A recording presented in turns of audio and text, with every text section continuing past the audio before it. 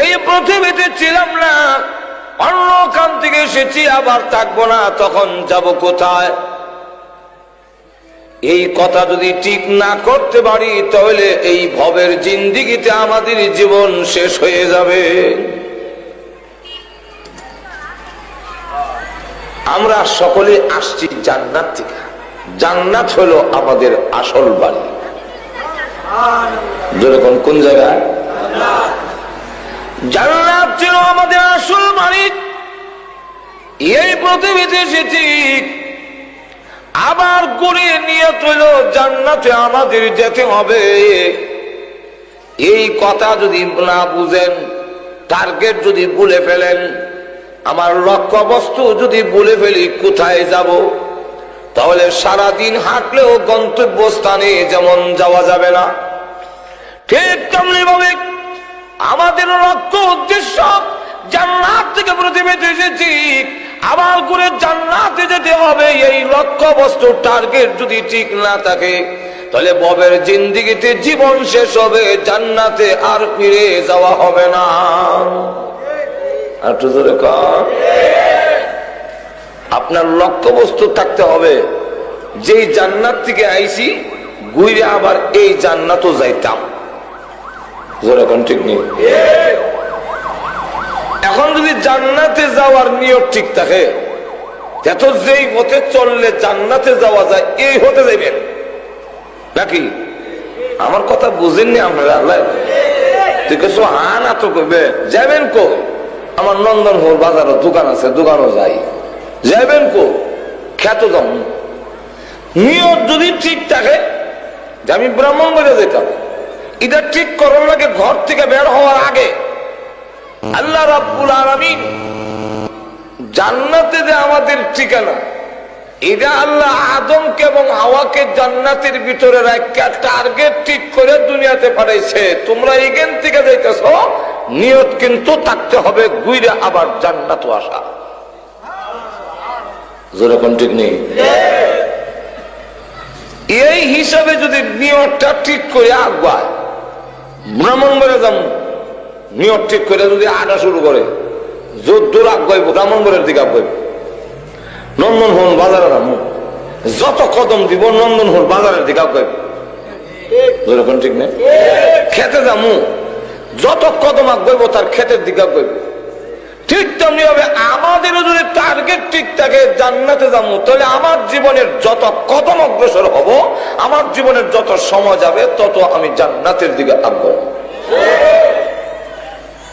আর যদি টার্গেট ঠিক না থাকে, উল্টা পথে হাঁটে, জান্নাতে না গিয়া জাহান্নামের পথে পরিচালিত হবে। এই জন্য আসুন প্রথমে আমরা জেনে নিই কোথা থেকে এসেছি। আমরা সকলেই জান্নাতে ছিলাম।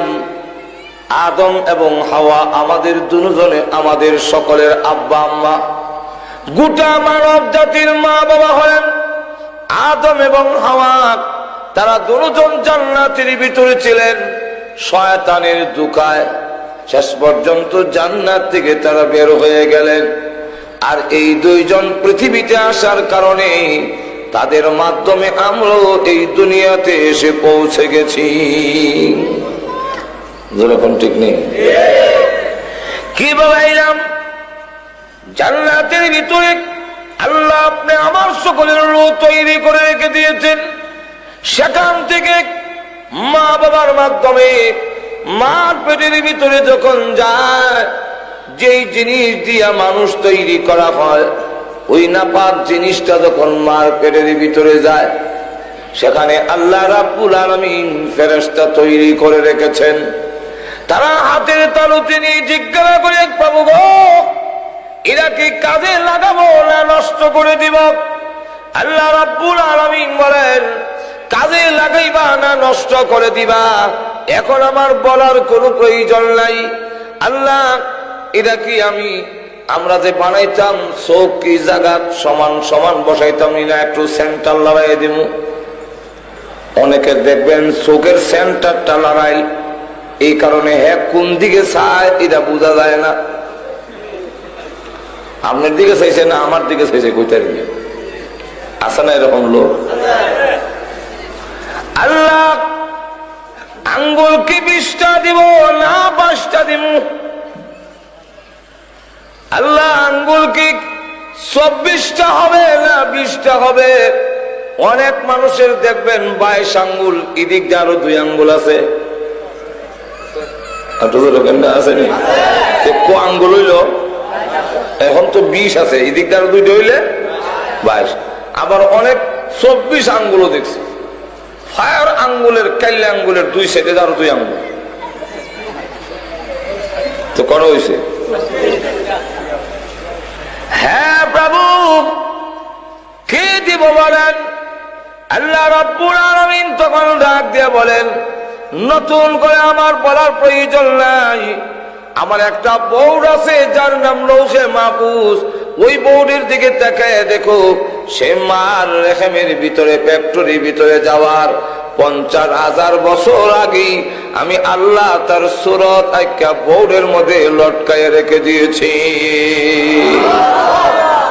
খালি দেখে বানায় দাও। যত মানুষ দুনিয়াতে আইছে আর যত মানুষ দুনিয়াতে আছে এবং আইব, সকলের ছবি সহ লৌহে মাহফুজ নামক বোর্ডের মধ্যে লটকায়। আরো আসতে কোন সুবহানাল্লাহ। আল্লাহ বলছে, وَكُلَّ شَيْءٍ أَحْصَيْنَاهُ فِي إِمَامٍ مُبِينٍ।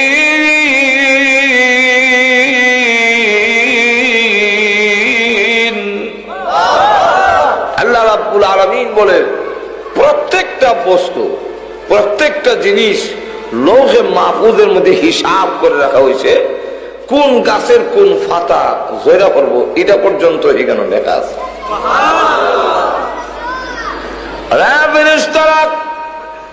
আমার বলার প্রয়োজন নাই। ওই লৌহে মাহফুজে যে আকৃতি দেওয়া আছে, এই আকৃতি অনুযায়ী বানায় নাও। সবগুলো এখানেই দেওয়া আছে, দেখা দেখা বানায় নাও। তবে ওই জায়গা থেকে 1 চিমটি মাটি আনো, যেই জায়গাতে তার কবর হবে, দাফন হবে। 1 চিমটি মানে ওই জায়গাতে আনো, যেই জায়গাতে তার মরার পরে কবর দেওয়া হবে। ফেরেশতারা তখন ওই জায়গা থেকে 1 চিমটি মাটি এনে নাভিটা গঠন করে দাও, নাভির মধ্যে মাটি মিশিয়ে দাও।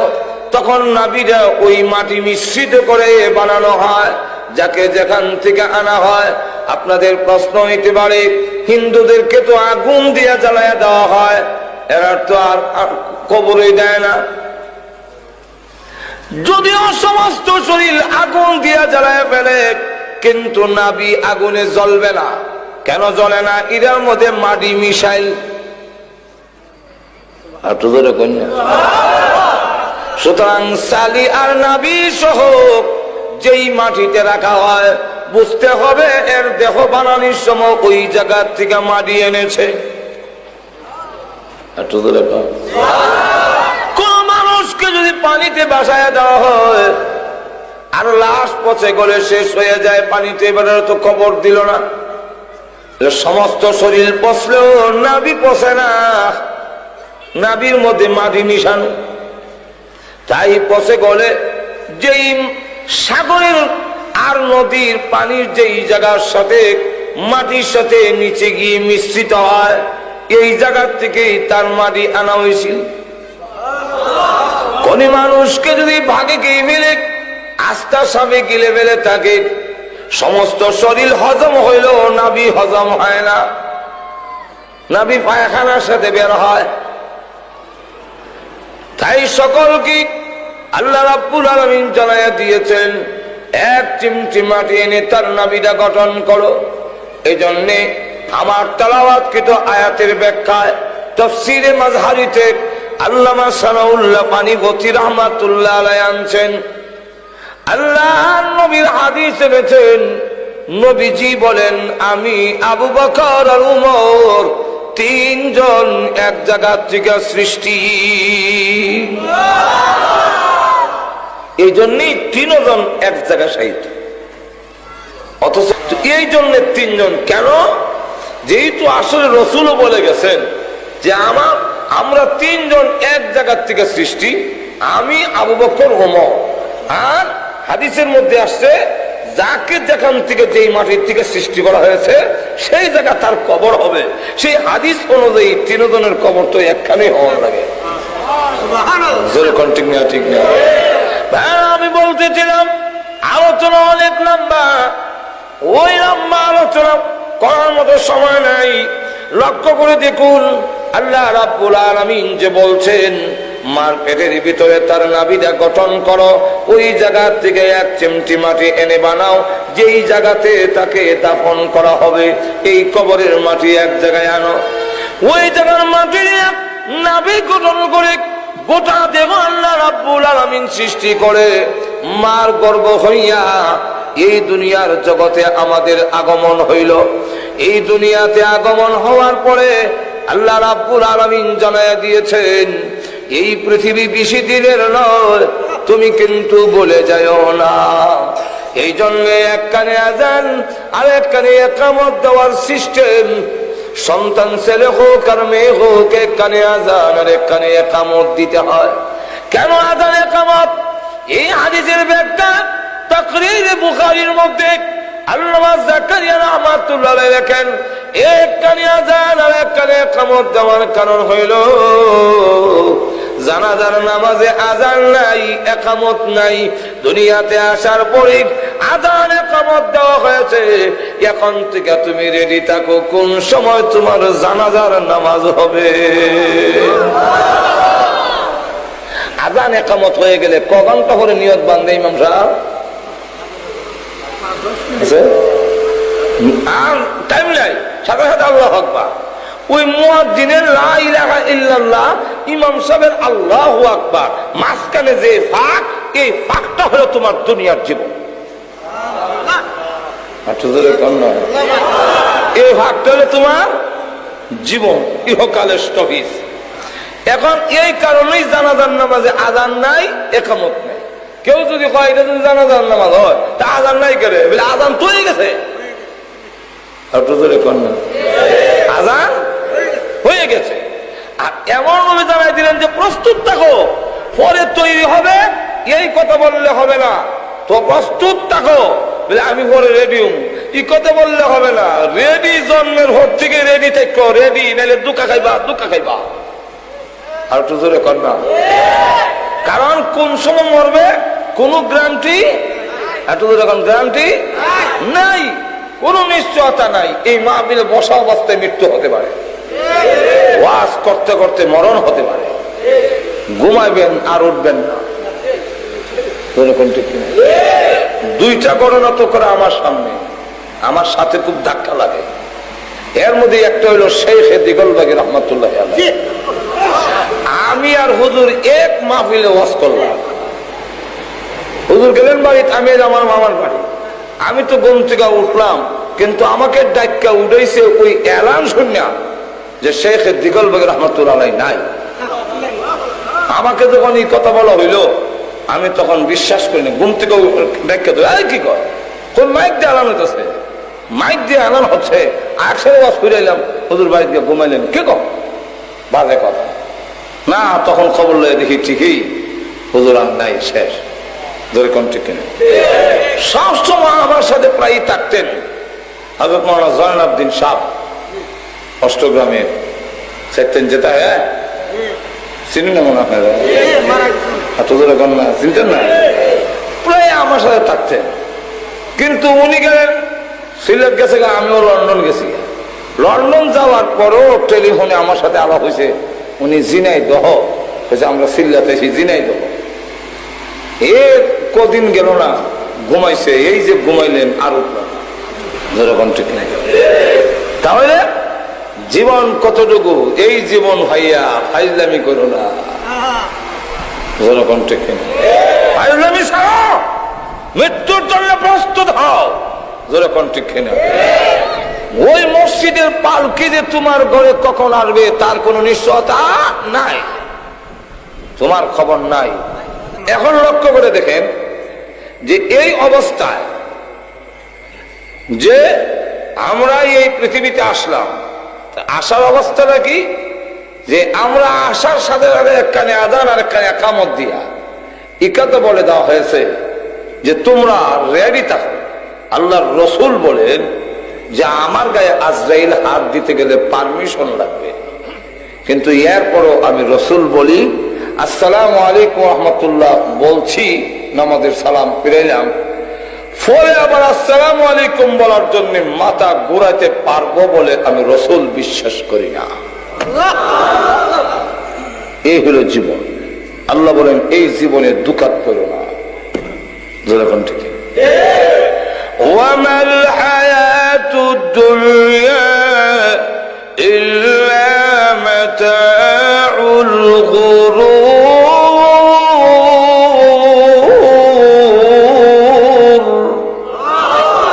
আল্লাহ বলেন দুনিয়ার যা সামান দেখো সবগুলো দুঃখা, সবগুলো। অন্য আয়াতে বলেন ওয়ামা হাযিহিল হায়াতুদ দুনিয়া ইল্লা লাহু ওয়া লাইব ওয়া ইন্নাদ দারাল আখিরাতা লাহিয়াল হায়াওয়ান।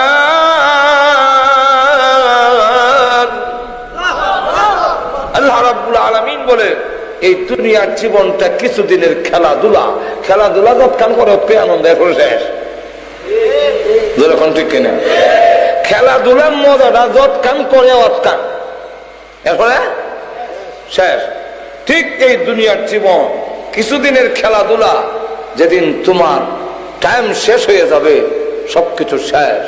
যখন ঠিক কিনা সুতরাং এই দুনিয়ার জীবনটা এটা বুঝে এখন যাবে কোথায়, ওই কারণে মারা যাওয়ার পরে আমরা কবর রাখবার সময় কই মিনহা খালাকনাকুম ওয়া ফিহা নুঈদুকুম। এই মাটি থেকেই তোমাকে বানানো হয়েছিল, নবী গঠন করা হয়েছিল। মনে আছে না? একটা ব্যাখ্যা দিছিলাম, ব্যাখ্যা অনেক। এই মাটির থেকে তোমার নবী সৃষ্টি করা হয়েছিল, তাই এখন তোমাকে ফেরত দিলাম। যেখান থেকে নেওয়া হয়েছিল এইখানে তোমাকে ফেরত দেওয়া হইল। কবরের জগতে যাবে, সেখানে যাওয়ার পর অবস্থা কি? আল্লাহ রাসূল বলেন ইয়াতিহি মালাকান ফায়ুজলিসানি, তখন আপনাকে দুইজন ফেরেশতা এসে বসাবে, আপনি জিন্দা হবেন।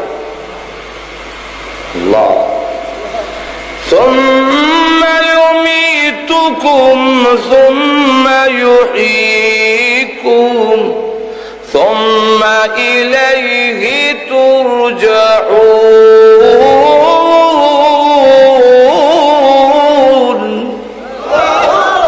কবরে যাওয়ার পরে যখন জিন্দা হবে চোখ খুলে দেখবেন, আল্লাহর রাসূল বলে চোখ খুলে দেখবেন যারা দাফন করতে আসছিল তাদের জুতার শব্দ কবর থেকে শোনা যায়। চোখ খুললে দেখবেন, চোখ খুললে দেখবেন সূর্য লাল হয়ে গেছে, এখনই সন্ধ্যা হয়ে যাবে। সন্ধ্যা হবে না, কিন্তু মনে হবে যে এখনই সন্ধ্যা হয়ে যাবে। কবরের দুইটা পার আমরা যত কাছে দেখি এত কাছে থাকবে না। আল্লাহ রাসূল বলেন চৌকে দেখা যায় না, এতটুক দূরে যাইব কেন লেগে? আমার বড় করে দিবার লেগে না, যাতা দিত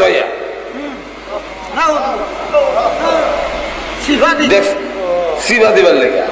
যেমন দেখছেন না দুই ভাড়া টাক্কর দিলে ইচ্ছা আয়া দেয়, এরকম ঠিক কিনা?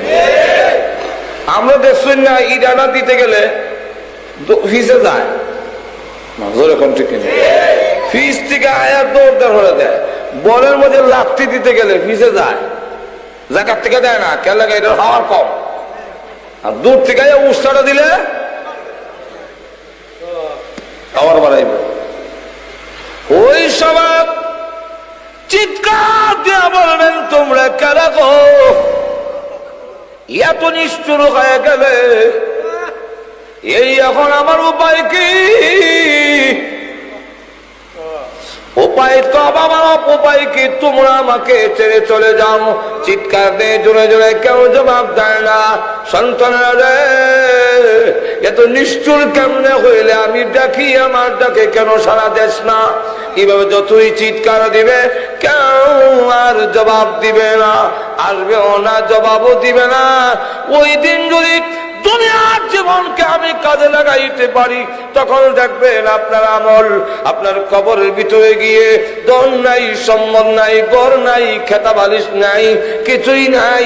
কিন্তু নামাজ আপনার কবরে। আল্লাহ রসুল বলেন, আসসালাতু আন ইয়ামিনিহি ওয়াজ যাকাতু আন শিমালিহি। নামাজ ডান দিকে, যাকাত আপনার বাম দিকে। মাথার কাছে কোরআন, পায়ের কাছে রোজা। দেখে বলে ভয় করো না, নাম কানাউমাতিল আরুস, নতুন জামার মতো ঘুমাও, আমরা পাহারাদার হয়ে থাকবো। তোমার মর কিয়ামতের আগ পর্যন্ত ঘুম ভাঙতে আমরা কখনো দিব না। ওই দিন তখন বুঝবেন দুনিয়ার জীবন অযথা। আমি কার পেছনে নষ্ট করলাম? সুদ কেন খাইলাম? সুদ খাইয়া লিমুটা হয়েছে, ফিডা একলা আমার খবরও। এটা কোনো বুদ্ধিমানের কাজ হইতে পারে না। আরেকবার ক্ষেতের লাইল কেচ্ছা ক্ষেত বড় করলাম আমি, কিন্তু ফিডা খামো আমি, জায়গা নিব অন্যরা। এটা কোনো বুদ্ধিমানের কাজ হইতে পারে না। আরেকবার জায়গা দখল করিয়া বাড়ি বড় হইয়া দিয়ে গেলাম আমি, বড় বুক করব অন্যরা, ফিডা খামো আমি একলা। এটা কোনো বুদ্ধিমানের কাজ হইতে পারে না। আরো জোরে কম। কিন্তু শয়তান যে আমরা কান্দ সব হয়েছে, আমরা বাড়ি বড় করছে না, আপনি কি দিল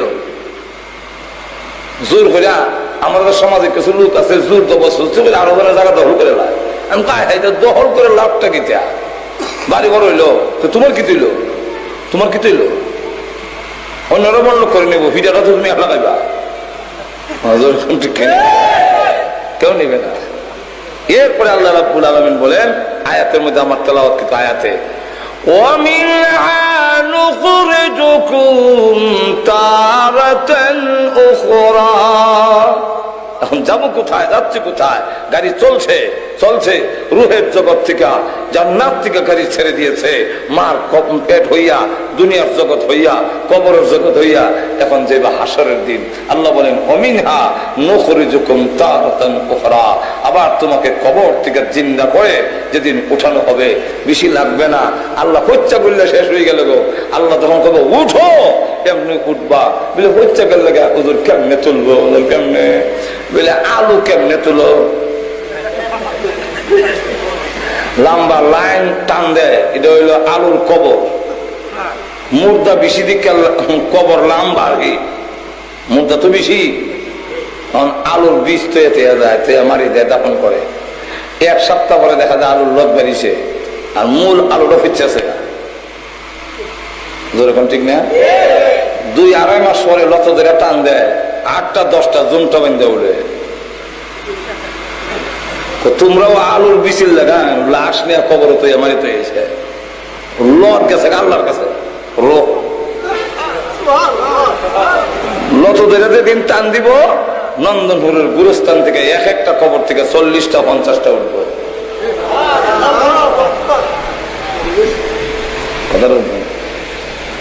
এই জন্য আল্লাহ বলছেন ওমিনহা নুখরিজুকুম তারাতান উখরা। কেন উঠবা? যে তুমি যে উদ্দেশ্যে তোমারে পাঠাইছি সেই কাজ কতটুকু করলা, আমার বিধান কতটুকু মানলা, এর জবাব দাও।